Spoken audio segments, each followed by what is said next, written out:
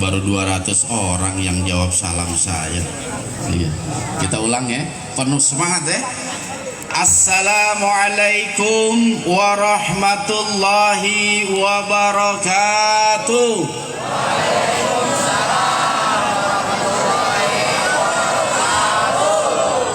Ini baru orang loji nih. Iya, mantap ini. Saya juga ceramah kalau begini semangat ini. 3 jam lah ya, kurang lebih ya. Siap 3 jam? Siap. Tambahin amplop ya. Innal hamdalillah, sesungguhnya segala puji hanya milik Allah. Nahmaduhu wa nasta'inuhu wa nastaghfiruh. Wa na'udzubillahi min syururi anfusina wa min sayyiati a'malina. May yahdihillahu fala mudhillalah wa may yudlil fala hadiyalah. Asyhadu an la ilaha illallah wahdahu la syarikalah wa asyhadu anna Muhammadan abduhu wa rasuluhu la nabiyya ba'dah. Allahumma shalli wa sallim ala nabiyyina Muhammadin wa ala alihi wa sahbihi ajma'in, amma ba'd. Yang saya hormati dan saya muliakan para alim wal ulama, asatiz, para guru semua, para sesepuh masyarakat, sesepuh adat, aparatur pemerintah, aparatur negara semua, yang mudah-mudahan Allah Subhanahu wa ta'ala selalu merahmati mereka semua, menjadikan hidupnya penuh warna dan membawa manfaat bagi kita generasi selanjutnya. Bapak Ibu yang dirahmati Allah Subhanahu wa ta'ala, wabil khusus kepada Ketua DKM Masjid Besar Al-Huda, yang mudah-mudahan selalu mendapatkan bimbingan oleh Allah Subhanahu wa ta'ala untuk senantiasa memakmurkan masjid ini. Selain untuk sarana ibadah, juga sarana-sarana kebaikan yang bernuansa ilmu pengetahuan syariat Islam. Mudah-mudahan mereka semua selalu Allah curahkan rahmat dan kasih sayangnya.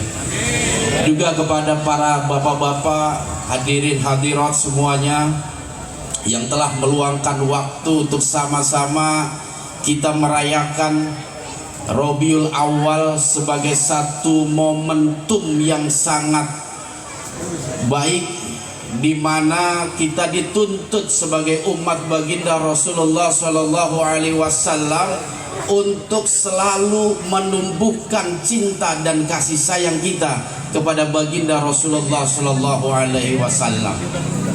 Ya, kita nggak bisa menggambarkan seandainya tiap tahun kita nggak mengadakan Maulid Nabi, merayakan perjalanan baginda Rasulullah Shallallahu Alaihi Wasallam. Tentu kita sebagai umatnya ini akan minim pengetahuan bagaimana perjuangan baginda Rasulullah Shallallahu Alaihi Wasallam dalam mengemban tugas yang teramat berat dari Allah Subhanahu wa ta'ala, yaitu menyebarkan Islam yang rahmatan lil alamin. Ma'asyiral muslimin rahimakumullah. Pertama dan yang paling utama, puji syukur mari sama-sama kita panjatkan kehadirat Allah Subhanahu wa ta'ala yang telah banyak memberikan berbagai macam nikmat kepada kita, karunia kepada kita semua. Wabil khusus kenikmatan yang tiada banding dengan nikmat-nikmat yang lain. Allah memberikan dan menunjuk kita dengan satu nikmat menjadi umat baginda Rasulullah Sallallahu Alaihi Wasallam. Allah menitipkan iman di dalam hati kita. Dalam rangka apa?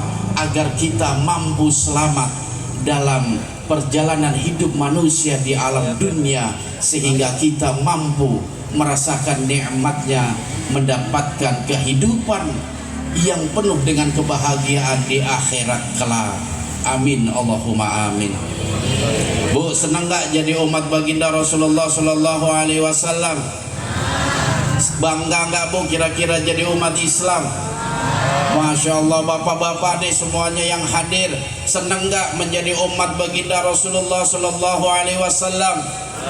Cinta nggak kepada Nabi Muhammad Sallallahu Alaihi Wasallam? Cinta semua. Siapa yang tadi lupa nggak sholat subuh tadi pagi? Angkat tangan. Masya Allah. Kemudian sholawat dan iring salam tak lupa pula kita sama-sama kirimkan. Fadal. Oh, Masya Allah. Iya, fadal. Sama-sama kita kirimkan sholawat dan iring salam kita kepada seorang Nabi yang sangat Allah muliakan. Bahkan akhlak beliau Allah puji melalui firman-Nya di dalam surah Al-Quran, innaka la'ala khuluqin azim. Betapa bersyukurnya kita menjadi bagian dari umat baginda Rasulullah Sallallahu Alaihi Wasallam.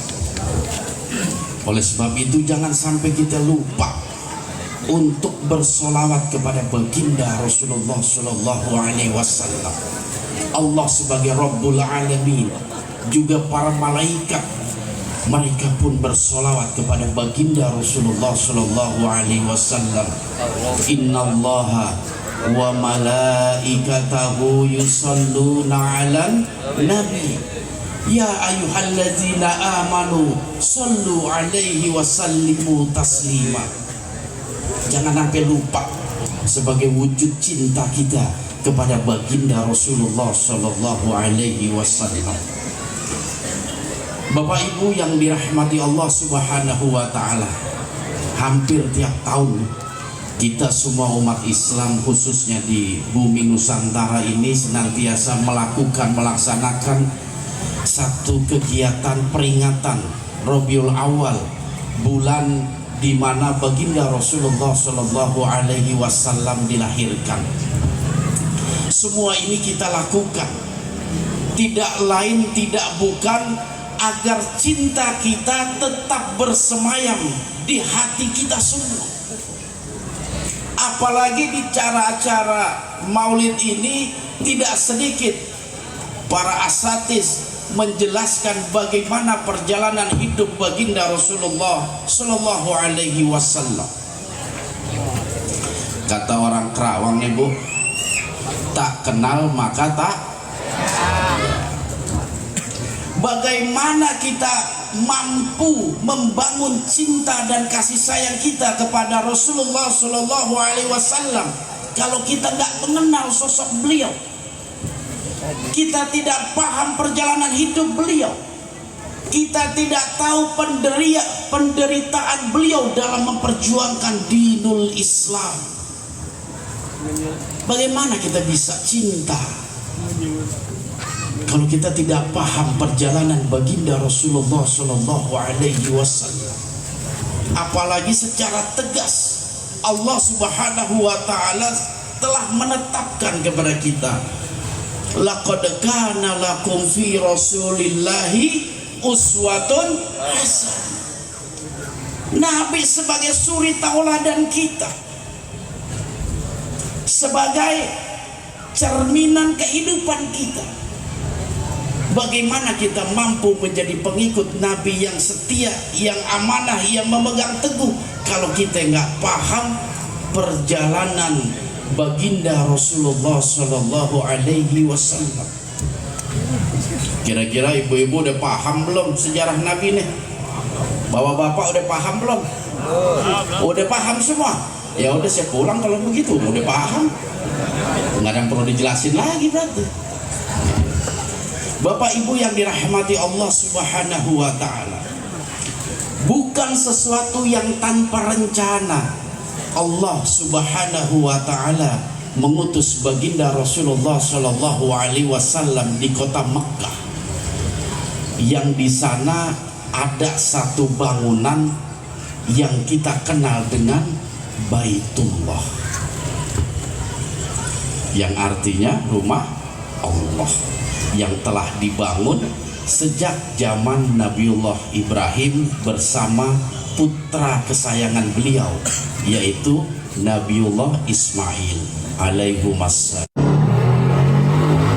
Allah Subhanahu wa taala sengaja mengutus baginda Rasulullah sallallahu alaihi wasallam di bumi Mekah karena memang bumi Mekah merupakan sentral kesesatan dan kezaliman, di mana manusia mereka bukan tidak mengenal Allah, bukan tidak paham, tidak tahu siapa itu Allah, tetapi mereka mengesampingkan untuk menyembah dan beribadah kepada Allah Subhanahu wa taala. Jadi Pak, di Mekah pada waktu itu sebelum Nabi Muhammad SAW dilahirkan, orang-orang Mekah itu udah tahu siapa itu Allah. Mereka sudah kenal siapa itu Allah. Jadi nama Allah pada saat itu bukan nama yang asing, nama yang udah familiar. Mereka sudah tahu siapa itu Allah. Makanya kalau ditanya siapa nama bapak dari baginda Rasulullah Shallallahu Alaihi Wasallam, siapa nama bapaknya? Siapa? Abdul. Artinya apa itu? Hamba Allah. Apalagi diperkuat dengan satu ayat, idza sa'altahu man khalaqas samawati wal ard la yaquluna Allah. Wahai Muhammad, wahai Rasul Allah, kalau engkau ingin bertanya kepada penduduk Mekah, man khalaqas samawati wal ard, siapa yang menciptakan langit dan bumi, la yaquluna Allah, mereka pasti menjawab yang menciptakan langit dan bumi adalah Allah Subhanahu wa taala. Pertanyaannya, kenapa mereka menyembah dan beribadah bukan kepada Allah Subhanahu wa taala? Makanya baginda Rasulullah Shallallahu alaihi wasallam ini memiliki tugas yang luar biasa berat. Karena apa? Karena dakwah yang akan disampaikan oleh baginda Rasulullah Shallallahu alaihi wasallam bertentangan dengan budaya yang ada pada saat itu. Sehingga ketika Nabi berdakwah kepada keluarganya, kepada masyarakat Mekah pada waktu itu, wajadna alaihi aba'ana, kata orang-orang musyrik Mekah pada waktu itu, cukuplah bagi kami adat nenek moyang kami yang mereka mengajarkan penyembahan kepada Latta, Uzza, Manat dan juga Hubal. Biarkan kami menyembah mereka. Wajadna alaihi aba'ana, karena penyembahan ini telah ada sejak turun temurun. Berat itu Bapak. Apalagi kita mau merubah sebuah budaya, sebuah adat istiadat yang sudah mendarah daging pada waktu itu. Makanya kalau kita bagi syariat Islam ini, hukum Islam terbagi menjadi dua fase. Ada fase Mekah, ada fase Madinah. Fase Mekah itu Nabi berdakwah di kota Mekah selama 13 tahun. Dan fase Madinah kurang lebih 9 tahun. Dan selama 13 tahun baginda Rasulullah Shallallahu alaihi wasallam mengajarkan kepada penduduk Mekah pada waktu itu untuk mengenalkan Allah, sekaligus menyembah dan beribadah semata-mata hanya kepada Allah Subhanahu wa taala. Walaupun hasil yang Nabi terima, wah luar biasa, cacian, makian, belum pemboikotan ekonomi, sehingga Nabi dengan para sahabat pernah mengalami masa paceklik kelaparan kurang lebih 3 tahun. Karena penduduk Mekah pada waktu itu tidak mau berjual beli kepada Rasul dan juga umat Islam. Bisa dibayangkan ketika kita lapar pengen makan, beli beras, yang dagang beras tidak mau menjual berasnya kepada kita. Kita mau beli lauk pauk, yang jual tidak mau menjual lauk pauknya kepada kita. Sehingga masa itu merupakan masa penderitaan bagi baginda Rasulullah Shallallahu alaihi wasallam beserta umatnya. 3 tahun Nabi. dan para sahabat-sahabat yang mengalami masa-masa sulit. Bukan hanya itu, lemparan batu, lemparan kotoran onta,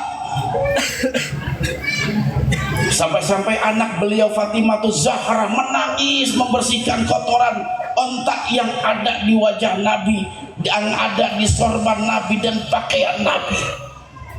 Nangis Fatimahuz Zahra. Apalagi di akhir perjuangan Nabi di kota Mekah, Nabi hendak dibinasakan alias pengen dibunuh oleh masyarakat Mekah pada waktu itu. Bapak Ibu yang dirahmati Allah Subhanahu wa taala. Di sini sebenarnya saya ingin memberikan sebuah pesan. Begitu berat perjuangan baginda Rasulullah sallallahu alaihi wasallam dalam membangun kekuatan akidah dan kekuatan tauhid. Yang Nabi hadapi bukan saja tetangga, masyarakat luas.